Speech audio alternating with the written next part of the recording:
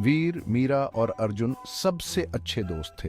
वे एक हरे भरे जंगल के पास एक गांव में रहते थे। जंगल हवा में राज की बातें करता था। यह बच्चों को अपने छिपे हुए रास्तों को एक्सप्लोर करने के लिए बुलाता था। एक धूप वाली दोपहर में वे जंगल के किनारे पर खेल रहे थे। रंग बिरंगी तितलियों का पीछा करते हुए उनकी हंसी हवा में गूंज रही थी। देखो वो कितनी सुंदर है। मीरा आगे आगे दौड़ी, उसकी चोटियां उछल रही थी।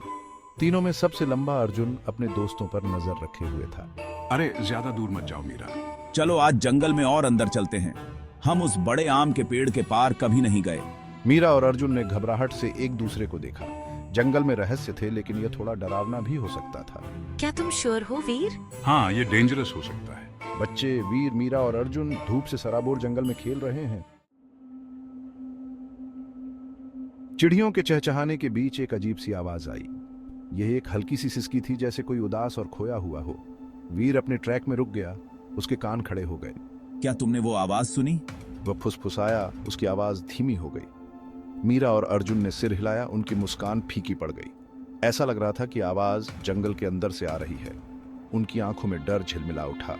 हमेशा बहादुर रहने वाला वीर अपनी छाती फुलाता हुआ बोला, घबराओ मत, मैं देखता हूँ ये क्या है। तुम दोनों यहीं रुको। इससे पहले कि उसके दोस्त विरोध कर पाते, वीर सावधानी से घने अंडरग्राउंड में घुस गया। पत्तों के बीच से सूरज की किरणें आती थीं, जिससे जंगल के फर्श पर नाचते हुए पैटर्न बन रहे थे। सावधान रहना वीर। हाँ, अगर तुम्हें हमारी जरूरत हो तो हम यहीं होंगे। वीर बहादुरी से जंगल में चलता है, सिसकने की आवाज का पीछा करता हुआ। वीर ने आवाज का पीछा किया, पत्तेदार शाखाओं को एक तरफ धकेलते हुए। जल्द ही उसने एक विशाल बरगद के पेड़ के नीचे एक छोटा सा जीव देखा।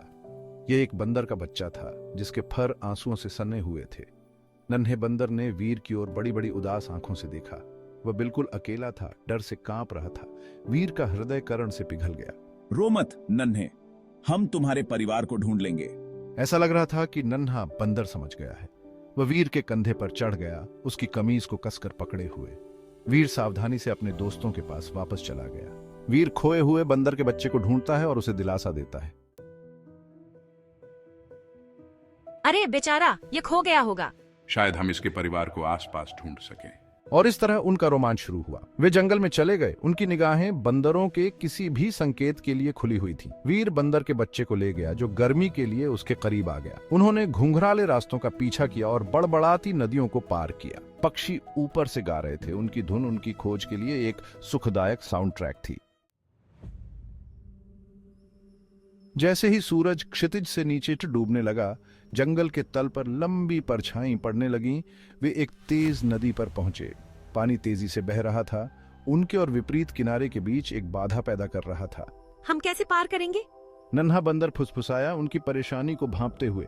वीर, जो कभी भी चुनौती से पीछे हटने वाला नहीं था, ने एक उपाय देखा। देखो, हम इसे पुल की तरह इस्तेमाल कर सकते हैं। सावधानी से वे एक एक करके लट्ठे पर चले। अर्जुन ने मीरा का हाथ पकड़ा हुआ था, उसके कदमों को स्थिर कर रहा था। वीर ने बंदर के बच्चे को पास में पकड़ रखा था, यह सुनिश्चित करते हुए कि वह सुरक्षित रहे। जैसे ही वे नदी के दूसरी तरफ पहुंचे, उन्हें एक जानी पहचानी आवाज सुनाई, बंदरों का चहचहाना। उन्होंने ऊपर देखा और देखा कि बंदरों का एक समूह पेड़ों से झूल रहा है। वीर के कंधे पर बैठा बंदर खुशी से चिल्लाया और अपनी छोटी बाहों को बाहर निकाला। एक बंदरिया एक शाखा से नीचे झुकी और अपने बच्चे को उठा लिया, उसे चूम लिया। बच्चे देखते रहे, उनके दिल खुशी से भर गए। उन्होंने बंदर के बच्चे को उसके परिवार से मिला दिया था। जैसे ही सूरज डूबा, आकाश को नारंगी और बैंगनी रंग में रंग दिया। वे अपने गांव वापस चले गए, थके हुए लेकिन खुश। उन्होंने अपने परिवारों को अपने साहसिक कार्य के बारे में बताया। उन्होंने अपने डर का सामना किया था, एक जरूरतमंद प्राणी के प्रति दया दिखाई थी और दोस्ती का सही अर्थ सीखा था। जंगल, जो कभी रहस्य और भय का स्रोत था, अब उनके दिलों में एक खास जगह रखता था।